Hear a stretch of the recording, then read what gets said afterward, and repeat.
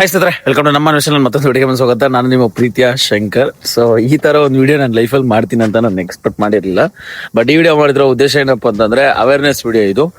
ಏನಪ್ಪ awareness video ಅಂತಂದ್ರೆ ನಾವಿವತ್ತು ಒಂದು ಟ್ರಾವೆಲ್ ಮಾಡ್ತಾ ಇದ್ವಿ. ಎಲ್ಲಿಂದ ಎಲ್ಲಿಗಪ್ಪ ಅಂತಂದ್ರೆ ನಮ್ಮೂರಿಂದ ಬೆಂಗಳೂರಿಗೆ. ನಮ್ಮೂರಿಗೆ ಒಂದು ಟೂರ್ನಮೆಂಟ್ ಇತ್ತು ಅಂತ ಕಾರಣಕ್ಕೆ ಊರಿಗೆ ಬಂದಿದ್ವಿ. ಸೊ ಅಲ್ಲಿಂದ ನಾವು ಬೆಂಗಳೂರಿಗೆ ಹೋಗ್ತಾ ಇದ್ವಿ. ಟೈಮ್ ಬಂದ್ಬಿಟ್ಟು 10 ಗಂಟೆ 10 o'clock ನಾವು ಊರ್ ಬಿಟ್ಟಿದ್ದು. ಸೊ ಎಕ್ಸಾಕ್ಟ್ಲಿ ಕೋಲಾರ ಹತ್ರ ಬರ್ತಿದ್ವಿ. ಇನ್ನೊಂದು ಮೇ ಬಿ 2 ಕಿಲೋಮೀಟರ್ಸ್ ಇಲ್ಲ 1 ಕಿಲೋಮೀಟರ್ 1.5 ಕಿಲೋಮೀಟರ್ ಐತೆ. ಸೊ ಗಾಡಿ ಡಮರ್ ಪಂಚರ್ ಆಗೈತೆ. ಸೊ ಎಕ್ಸ್ಪಲ್ಸ್ ಅಲ್ಲಿ ಇದೊಂದು ಪ್ರಾಬ್ಲಮ್ ಏನಂತಂದ್ರೆ ನಮ್ ಗಾಡಿಗಳಲ್ಲಿ ಇದು ಬಂದು ಟ್ಯೂಬ್ಲೆಸ್ ಬರುತ್ತೆ. ಸೊ ಟ್ಯೂಬ್ಲೆಸ್ಗೆ ಅಷ್ಟು ಬೇಗ ಯಾರು ಕೂಡ ಪಂಚರ್ ಆಗೋದಕ್ಕೆ ಬರಲ್ಲ.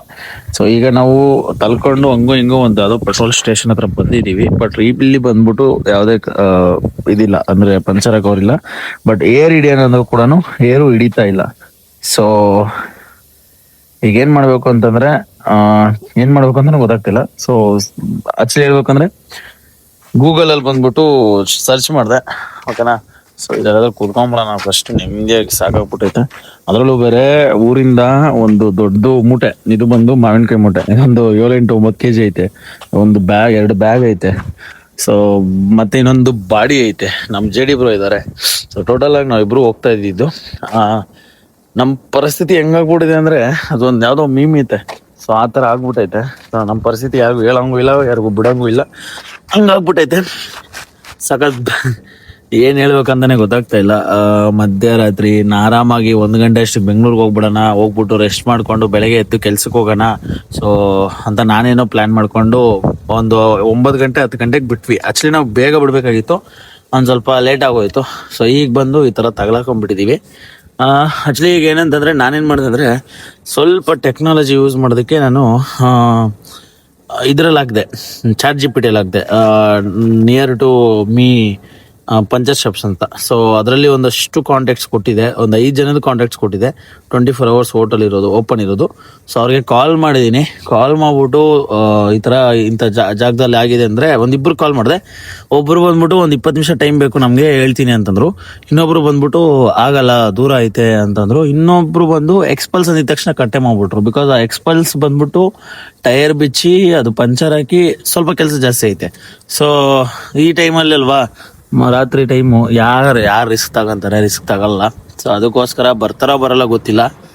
ಏನ್ ಮಾಡ್ಬೇಕಂದ್ರೆ ನನಗಂತೂ ಲಿಟರ್ಲಿ ತಲೆ ಓಡ್ತಾ ಇಲ್ಲ, ಸಖತ್ತು ತಲೆ ಕೆಟ್ಟೋಗ್ತಾ ಇದೆ. ಯಾಕಂದ್ರೆ ಈಗ ಇಲ್ಲೆಲ್ಲಾದ್ರೂ ಮಲ್ಗೋಣ ಅಂತಂದ್ರೆ ಬೆಳಗ್ಗೆ ಇಲ್ಲಿ ಪಂಚರ್ ಶಾಪ್ಗಳು ಓಪನ್ ಆಗದೆ 7-8 ಗಂಟೆ 9 ಗಂಟೆಗೆ. ಓಕೆನಾ. ಸೊ ಪರಿಸ್ಥಿತಿ ಬೇಡ ಬ್ರೋ, ಸ್ವೇರ್ ಹೇಳ್ತಾ ಇದ್ದೀನಿ. ಇತ್ತೀಚೆಗೆ ಏನೇ ಮಾಡಿದ್ರು ಈ ತರ ಒಂದು ಪ್ರಾಬ್ಲಮ್ ಬರ್ತಾನೆ ಐತೆ. ಅದ್ಯಾಕೋ ಗೊತ್ತಿಲ್ಲ, ಪರಿಸ್ಥಿತಿ ಸರಿ ಇಲ್ಲ ಅಂತ ಅಂದಾಗ ಇದು ಸಖತ್ ಬೇಜಾರಾಗ್ತದೆ. ಏನ್ ಹೇಳಿ ಅಂತಾನೆ ಗೊತ್ತಾಗ್ತಾ ಇಲ್ಲ ಗುರು, ನಿಜವಾಗ್ಲು. ಅಂಡ್ ನೈಟ್ ಟ್ರಾವೆಲ್ ಮಾಡೋರು ಯಾವ್ದಾದ್ರು, ಎಕ್ಸ್ಪೆಷಲಿ ನಮ್ಮ ಟ್ರಾವೆಲ್ಸ್ ಮಾಡೋರು ಪಂಚರ್ ಕಿಟ್ನ ಅಂತೂ ಕ್ಯಾರಿ ಮಾಡಬೇಕು. ಸೊ ಬಟ್ ಆದ್ರೂ ಕೂಡ ಪಂಚರ್ ಕಿಟ್ನ ಕ್ಯಾರಿ ಮಾಡಿದ್ರು ಕೂಡ ಟ್ಯೂಬ್ಲೆಸ್ ಆದ್ರೆ ಹೆಂಗೋ ಮಾಡ್ಬಿಡ್ಬೋದು. ಇದು ಟ್ಯೂಬ್, ಸೊ ಕಷ್ಟ.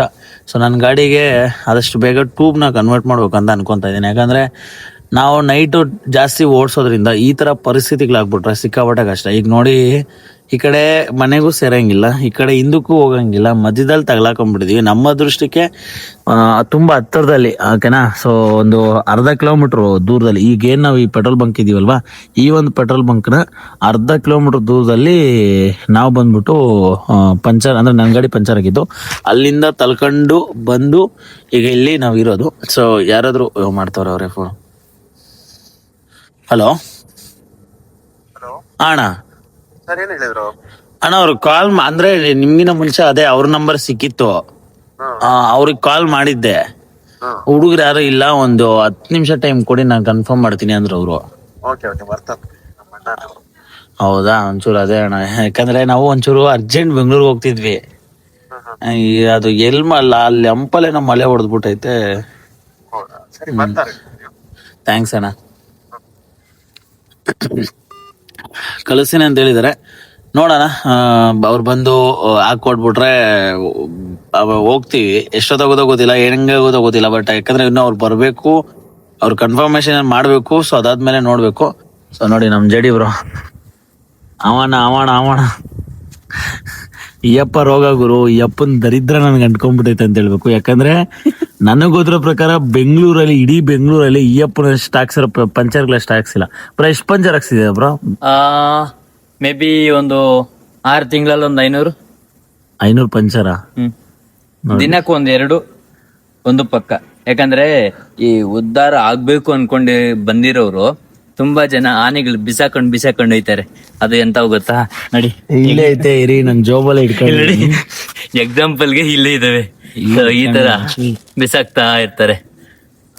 ಹಂಗೆ ನಾವು ತೆಗೆದ್ವಿ. ಸೊ ಅದು ಬಂದ್ ಹೆಂಗಿದೆ ಅಂದ್ರೆ, ಇಲ್ಲಿ ನೋಡಿ ಹೆಂಗಿದೆ ಅಂದ್ರೆ, ನನಗೆ ಒಂದ್ ಅರ್ಥ ಆಗಲ್ಲಪ್ಪ.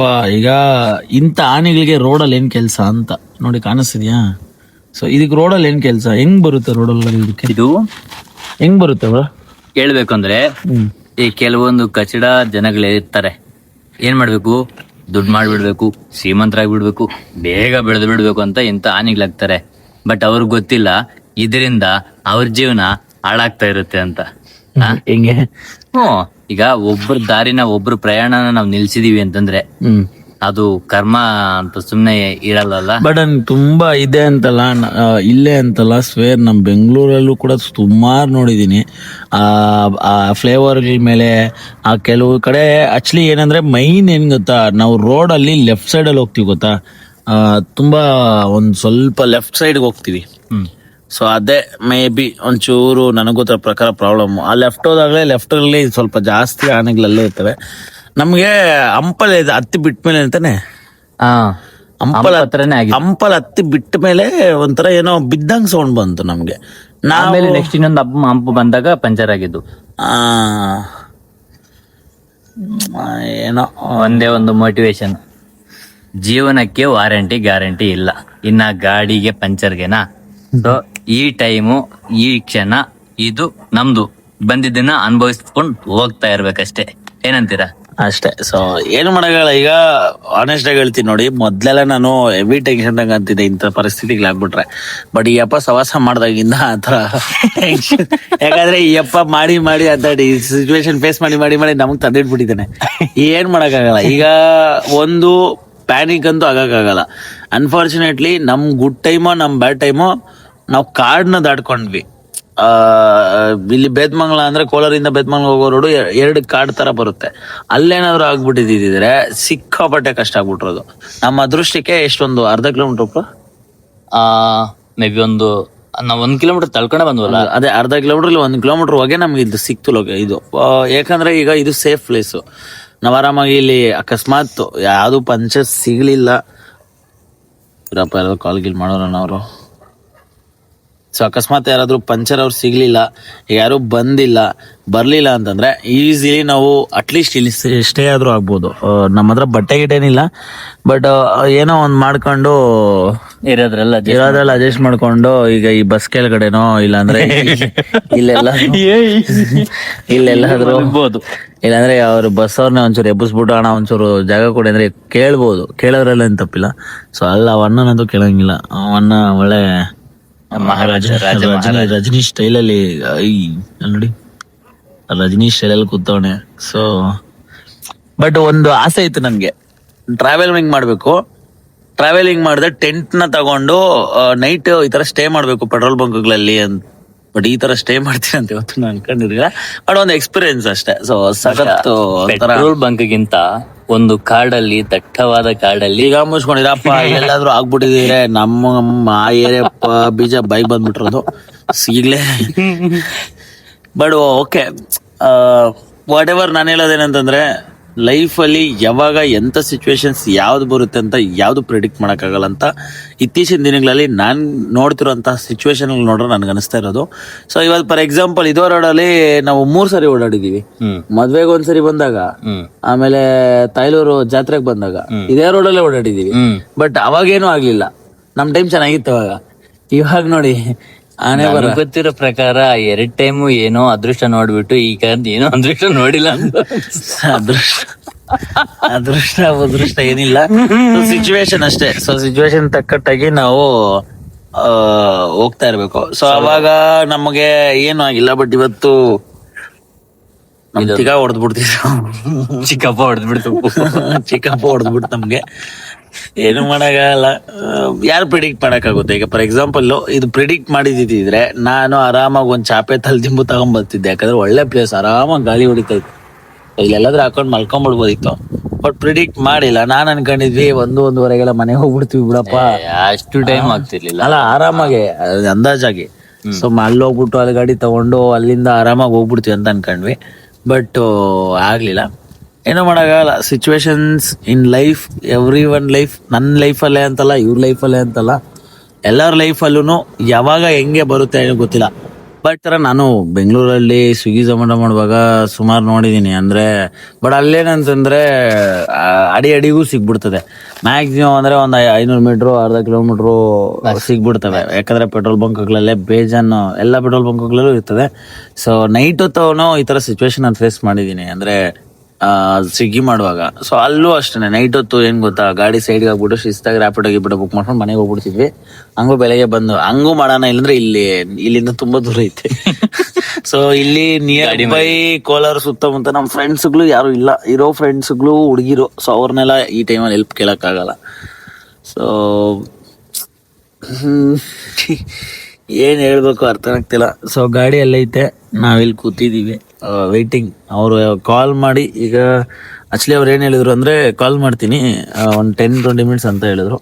ಅವ್ರೇನಾದ್ರು ಕಾಲ್ ಮಾಡಿ ಬಂದ್ ಹಾಕಿದ್ರೆ ನೋಡೋಣ. ಅಕಸ್ಮಾತ್ ಇಲ್ಲ ಅಂತಂದ್ರೆ ಏನೂ ಮಾಡೋಕ್ಕಾಗಲ್ಲ. ಇವತ್ತಿಲ್ಲೇ ಎಲ್ಲಾದ್ರೂ ರೋಡಲ್ಲೇ ಮಲ್ಕೊಳ್ಳೋದೆ. ಸೊ ಒಂದಂತ ಏನಂತಂದ್ರೆ, ನಾನಂತೂ ಇತ್ತೀಚಿನ ನನ್ನ ಪರಿಸ್ಥಿತಿಗಳಿಗೆ ನಾನಂತೂ ರೆಡಿ ಆಗ್ಬಿಟ್ಟಿದ್ದೀನಿ. ರೋಡಲ್ಲಿ ಮಲಗೋಕ್ಕೂ ರೆಡಿ ಆಗಿದ್ದೀನಿ, ಬೀದಿಯಲ್ಲಿ ಎದ್ದೇಳಿ ಮಲಗೋಕ್ಕೂ ರೆಡಿ ಆಗಿದ್ದೀನಿ. ಸೊ ನನಗೆ ಗೊತ್ತಿರೋ ಪ್ರಕಾರ, ಮಗನ ನೀನ್ ಮಲ್ಕಂತೆ ಇಲ್ಲ ಅಂತ ಒಂದು ಟೆಸ್ಟ್ ಮಾಡೋಣ ಅಂತ ದೇವ್ರು ಟೆಸ್ಟ್ ಮಾಡ್ತಿರೋದು ಅನ್ಸುತ್ತೆ. ಸೊ ಗೈಸ್, ಏನು ಮಾಡಕ್ಕಾಗಲ್ಲ. ವಾಟ್ ಎವರ್ ಏನೇ ಬರ್ಲಿ, ಖುಷಿಯಿಂದ ಎಕ್ಸೆಪ್ಟ್ ಮಾಡ್ಕೊಂಡು ಹೋಯ್ತಾ ಇರ್ಬೇಕಷ್ಟೇ. ಈಗ ಬೇಜಾರು ಮಾಡ್ಕೊಂಡು, ಭಯ ಪಡ್ಕೊಂಡು, ಟೆನ್ಷನ್ ತಗೊಂಡು, ಈಗ ವಾಟ್ ಫಾರ್ ಎಕ್ಸಾಂಪಲ್ ಇದೇ ಸಿಚುವೇಶನ್ ಏನಾದ್ರು ಎಮರ್ಜೆನ್ಸಿ ಹೋಗ್ಬೇಕಂದಿದ್ರೆ ಅದು ಸಿಚುವೇಶನ್ ಬೇರೆ ತರ ಇರ್ತಿತ್ತು. ಕಿತ್ತದಬ್ಬಾಗ ಕೆಲಸ ಏನಿಲ್ಲ. ಈಗ ಸದ್ಯಕ್ಕೆ ಮನೆ ಹೋದ್ರೆ ಇವ್ರು ಒಂದ್ ಸ್ವಲ್ಪ ಜಾತ್ರೆಗೆ ಹೋಗ್ಬೇಕಾಗಿತ್ತು. ಅದು ಬಿಡಿ, ನಾಳೆ ನಾಡುತ್ತಲ್ವಾ. ನಂದೊಂದ್ ಸ್ವಲ್ಪ ಇನ್ನೊಂದು ಲಕ್ಕಿ ಏನಪ್ಪಾ ಅಂತಂದ್ರೆ, ಯಾವ್ದು ಹುಡುಗಿ ಇಲ್ಲ ಒಂದ್ ಅಮ್ಮ ಆಗಿರ್ಬೋದು, ಇಲ್ಲ ಒಂದ್ ತಂಗಿ. ಅದೇ ಈ ಸಿಚುವೇಶನ್ ಅಕಸ್ಮಾತ್ ಏನಾದ್ರು ಇವ್ರ ಬದಲು ಏನಾದ್ರು ನಮ್ಮ ಅಮ್ಮನೋ ಇಲ್ಲಾಂದ್ರೆ ನಮ್ಮ ವೈಫ್ ಏನಾದ್ರು ಅಕಸ್ಮಾತ್ ಹುಡುಗಿ ಇದ್ದಿದ್ರೆ ಈ ಟೈಮಲ್ಲಿ. ಸೊ ನನಗೋದ್ರ ಪ್ರಕಾರ ನೈಟ್ ಜರ್ನಿ ಮಾಡೋರು ಸ್ಟಾಪ್ ಮಾಡ್ಕೊಳ್ಳಿ, ಬೇಡ. ಅಂದ್ರೆ ಒಂದು ಆಫ್ಟರ್ 8 o'clock ಒಳಗಡೆ ಸ್ಟಾರ್ಟ್ ಮಾಡ್ಕೊಂಡು ಹೋಗ್ಬಿಡಿ. ನಮ್ ತರ ರಿಸ್ಕ್ ತಗೊಳಕ್ ಹೋಗ್ಬೇಡಿ. ನಾವೇನೋ ಮಾಡೋಣ ಅಂತ ಹೋದಿ, ಏನೇನೋ ಆಗೋಯ್ತು, ವಾಟ್ ಎವರ್. ಈಗ ಅರ್ಥ ಆಗ್ತಿದೆ, ದೊಡ್ಡವರು ರಾತ್ರಿ ಜರ್ನಿ ನಾನು ನಿಮ್ಗೆ ಜಾಸ್ತಿ ಕಡೆ ಹೇಳಿದೀನಿ, ನೆನ್ಪಿದ್ಯಾ? ನೈಟು 8 ಗಂಟೆ ಮೇಲೆ ಲಾಂಗ್ ಹೋಗಕ್ ಹೋಗ್ಬೇಡಿ, ಜಾಸ್ತಿ ಜರ್ನಿ ಮತ್ತೆ ಈಗ ಹೋಗೋಣ ಅಂತ ಕರ್ದಿದ್ಯಪ್ಪನೇ. ಈಗ ನಾನು ಕೇಳಿದೆ, ಏನ್ ಗೊತ್ತಾ, ಹೋಗೋಣ ಬ್ರೋ, ಹೋಗೋಣ. ಸರಿ, ಓಡೋಕ್ ಮುಂಚೆ ಕೇಳಿದೆ ಬ್ರೋ, ಹೋಗೋಣ ಬಿಡು, ಬ್ರೋ ಹೊಡೆದ್ಬಿಡು ನನಗೆ ಆಗಿದಾಗೋಯ್ತು ಅಂತ ಅಂದ್ರೆ ನಾನ್ ಧೈರ್ಯವಾಗಿ ಹೊಡೆದ್ಬಿಟ್ಟೆ. ಈಗ ಡಿಸ್ಕಷನ್ ಅಲ್ಲಿ ಈಗ ವಾಟ್ ಎವರ್ ವಿಡಿಯೋ ತುಂಬಾ ಲೆಂತ್ ಆಗ್ತಿದೆ, ಈಗ ಮುಚ್ಕೊಂಡು ಆಫ್ ಮಾಡ್ಬಿಟ್ಟು ವೆಯ್ಟ್ ಮಾಡೋಣ. ಯಾರಿಗೋಸ್ಕರ? ಪಂಚರ್ ಶಾಪ್ ಅವ್ರಿಗೆ ತುಂಬಾ ಟ್ರೈ ಮಾಡ್ತೀನಿ ಬ್ಯಾಕ್ ಟು ಬ್ಯಾಕ್ ಕಾಲ್ಸ್ಗೆ. ನೋಡೋಣ ಬನ್ನಿ.